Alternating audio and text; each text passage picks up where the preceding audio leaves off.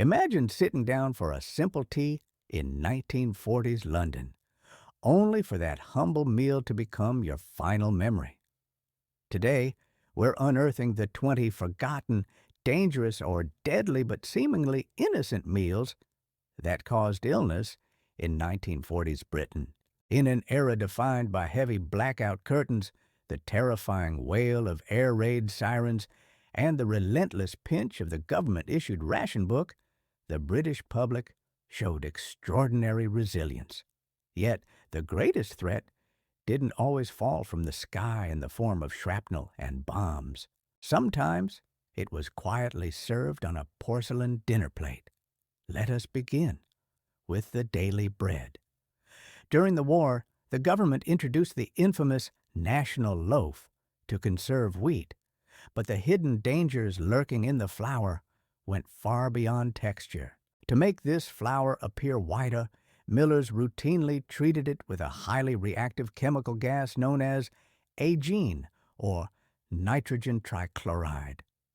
British families consumed this bread, unaware that agene was a potent nerve toxin that caused neurological diseases in test dogs. Equally ubiquitous was the cheerful yellow tin of dried egg powder. When fresh eggs were rationed, this American import became the ultimate savior. However, this powder hid a microscopic menace. Dried egg shipments introduced entirely new, highly virulent strains of salmonella into Great Britain. When the powder was left in warm kitchens before cooking, it became the perfect breeding ground for pathogens, striking down whole families. As the Blitz tore through cities, the government established British restaurants to provide cheap, off-ration meals to civilians and factory workers. Cooks prepared massive meat stews one day and served them the next. Without refrigeration, these vats cooled slowly, incubating Clostridium perfringens. When the stews were merely warmed up instead of boiled, the bacteria awakened, leading to explosive food poisoning outbreaks in schools. The milk poured over morning porridge was often a game of Russian roulette. Much of it was consumed raw and unpasteurized. A refreshing glass of milk could carry bovine tuberculosis, a destructive illness that attacked the lungs and even the bones of children. To stretch rations, housewives were urged to dig for victory and preserve garden bounties using glass jars in their kitchens. But boiling water methods were inadequate for vegetables like green beans, failing to destroy the highly heat-resistant spores of Clostridium botulinum. If a family failed to boil them before tasting, the consequences were unforgiving. Paralysis that inevitably reached the respiratory muscles. The humble potato became the hero of the British diet, but extreme frugality often meant ignoring the warning signs of toxic spoilage. When potatoes turn green, they signal a spike in solanine, a potent poison unaffected by boiling, frying, or baking. Desperate for protein, many turned to the black market. Pigs were butchered in muddy sheds or cellars by lantern light. This smuggled meat bypassed veterinary inspections, leading to trichinosis and crippling fevers that families suffered in silence to avoid prosecution. The black market meat trade wasn't just a rebellion, it was a deadly biological gamble that defined the shadowy underbelly of 1940s British dining. Step back into the dimly lit, chillingly quiet kitchens of the 1940s. The heavy blackout curtains are tightly drawn against the cold British evening. The government-issued ration book dictates every single decision you make. You are hungry, exhausted, and simply trying to feed your family. But we are uncovering innocent dishes that secretly harbored profound danger and disease. This was a daily, high-stakes gamble with invisible enemies. Peer through the glass of the local bakery. After meatless meals, a fluffy sponge cake with thick cream felt like a heaven-sent miracle. But this was mock cream, a deceptive artificial substitute. Bakers relied on imported egg powders or bulk liquid eggs to create this illusion. This raw egg mixture was frequently whipped without ever being sterilized by heat. The mock cream became a vehicle for virulent salmonella outbreaks. Bacteria thrived in the warm bakery display case. What started as a treat would rapidly devolve into violent illness and fever. When grocers' shelves were bare, the government encouraged families to look to the wild countryside. Foraging seemed idyllic and deeply patriotic, but traditional knowledge had been lost. A mother might find a pristine white mushroom looking identical to the safe field mushroom she remembered. Tragically, these were often the deadly death cap or destroying angel. They do not lose their lethality even when boiled for hours on end. Within hours, the victim would be struck by catastrophic failure. Knowledge was the fragile line between absolute survival and a tragic end. To cope with sugar rations, the carrot became the ultimate culinary chameleon. The Ministry of Food heavily championed Dr. Carrot for everything. But dig for victory plots hid an invisible chemical reaction. Fertilized carrots absorbed massive amounts of nitrates directly from the soil. Left to cool in a kitchen without refrigeration, bacteria converted nitrates into toxic nitrites, triggering the horrifying blue baby syndrome. As beef and pork vanished, the government introduced whale meat. Promoted as a beef-like protein, housewives queued for hours for this bloody slab. But whale meat accumulated dangerously high mercury. Furthermore, without proper freezing infrastructure, the meat was often in the early stages of putrefaction. The arrival of tinned snook was a nationwide disaster. It was hailed in propaganda as the savior of the wartime pantry. But the oily, bony mass brought the dread of ptomaine poisoning. It was so universally rejected that it was eventually sold as cat food. The mock meal became the undisputed star. Housewives engineered mock goose out of lentils and mock chicken out of minced liver and oats.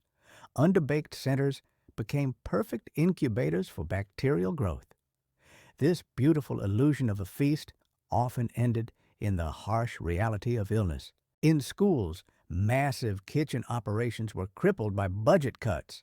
Staff were forced to rely on processed substitutes like dehydrated potato powder. Compromised sanitation led to terrifying outbreaks. The system built to nourish the youth was, in many cases, making them violently ill. These meals stand as a testament to resilience and daily courage. But the greatest threats didn't always come from the sky. Sometimes the most deadly dangers were sitting quietly on a porcelain plate, cleverly disguised as a comforting home-cooked meal. As we push further into the shadowy depths of the 1940s British pantry, the illusion of safety becomes even more fragile. In a time when every crumb was counted and every meal was a triumph of endurance, the hunger for protein was a constant gnawing ache. Enter the seemingly innocent duck egg. During the darkest days of rationing, while standard chicken eggs were strictly limited, duck eggs were largely unrationed. For a weary mother, finding a clutch of fresh duck eggs at the local market felt like a miraculous victory.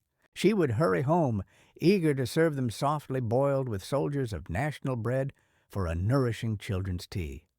But this wartime luxury hid a devastating secret.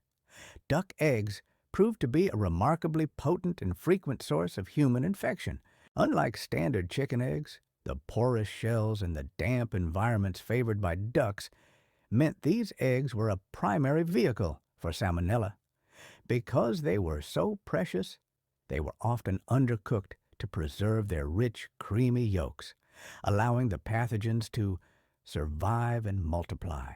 What was intended to be a restorative treat frequently resulted in sudden, violent gastrointestinal agony for vulnerable, malnourished children.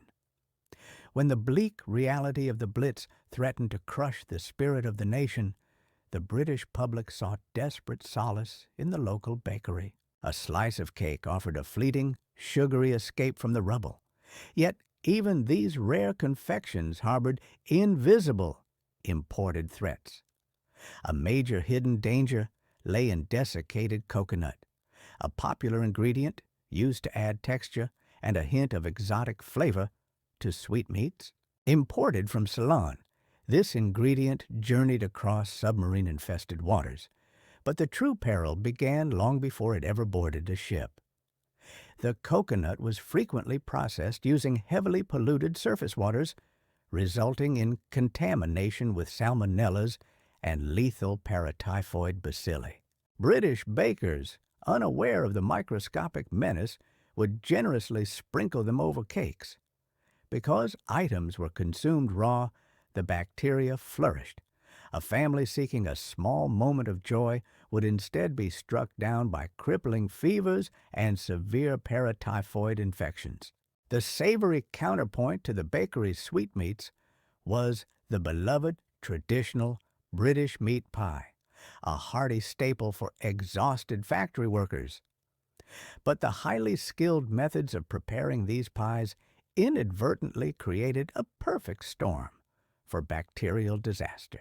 It was common practice to finish a pie by pouring a liquid gelatin or savory glaze through a hole in the crust to fill air gaps. The immense danger lay in the moisture. These artificial creams and glazes provided the absolute perfect environment for rapid bacterial growth. Without modern refrigeration, these glazed pies sat on bakery shelves or in damp home pantries for days, becoming thriving incubators for pathogens. A worker biting into a cold pork pie for lunch was unknowingly swallowing a massive toxic bloom of bacteria. The shadowy underworld of the 1940s black market was a landscape of profound, life-threatening fraud. As legitimate food became scarce, ruthless middlemen began peddling completely worthless, dangerous substitutes for common rare foods. So-called milk substitutes were merely deceptive mixtures of raw flour, salt, and baking powder, containing no nutritional value. When a mother fed these fake milk powders to her infant, she was unknowingly subjecting her child to severe rapid malnutrition. In response to the threat of blockade, the government launched the Dig for Victory campaign, urging every citizen to grow their own food. Patriotism was measured in the number of glass jars lining the pantry shelf. However, the official advice was frequently outdated. The boiling water bath method was catastrophically inadequate for non-acidic vegetables like green beans and peas. The boiling water could not destroy the highly resilient spores of Clostridium botulinum, sealing them inside an airtight vacuum. In the dark cupboard, these spores would germinate and produce botulinum toxin, the most potent paralyzing poison known to mankind.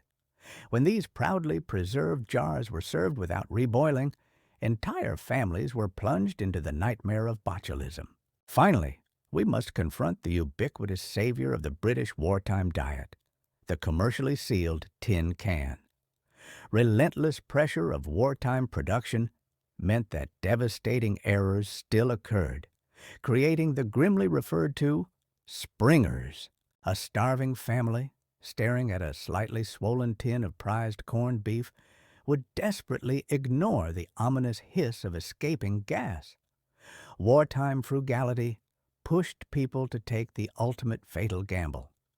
Eating from these tainted tins led to catastrophic outbreaks of botulism. The story of 1940s British dining is a testament to human endurance in the face of microscopic, relentless enemies. Thank you for joining me on this incredible journey through culinary history.